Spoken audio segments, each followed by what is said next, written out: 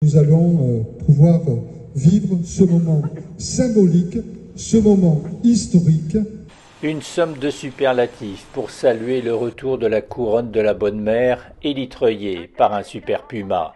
Parti du groupe Airbus à Marignane avec une élingue de 80 mètres, il est chargé de hisser la coiffe de la Vierge entièrement restaurée. Une fois que tu auras pris la caisse sur le parking, il faut que tu fasses le tour de la statue pour l'amener de l'autre côté.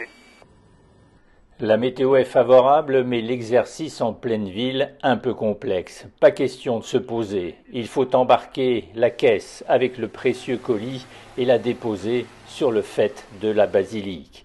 Il y a 155 ans, pas d'hélicoptère pour l'opération, mais un accident s'est produit. On a des traces, il y a 155 ans, de cette première pose de la couronne.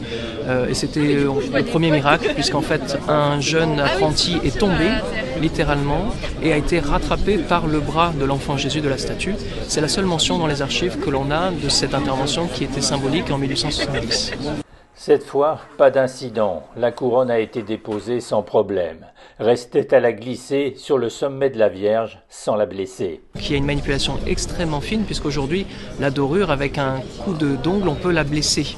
Donc il faut le faire extrêmement attention. C'est pour ça que l'équipe des doreuses est présente pour permettre d'intervenir en cas de nécessité.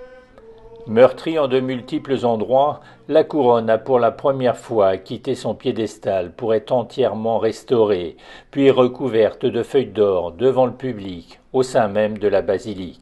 Pour les artisans qui interviennent depuis février dernier sur la restauration du piédestal, il y a un brin de nostalgie. C'est quelque chose qui marque une vie parce que ça se fera, je pense, je le verrai qu'une fois dans ma vie. Et peut-être un fond un peu de tristesse également parce que mine de rien on arrive à la fin d'un chantier où on sentait qu'il y avait vraiment une cohésion de groupe, tous les acteurs avaient envie en fait de bien faire, de bien restaurer.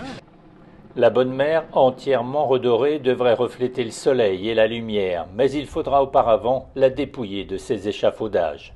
Notre seul petit stress, c'est la météo.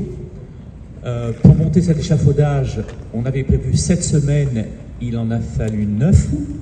On espère seulement qu'on arrivera à le démonter en 3 semaines comme cela a été prévu. Sinon, ça nous mettrait un petit peu en tension pour l'inauguration. Mais qu'on se rassure, la Bonne Mère veillera à respecter la date du 7 décembre.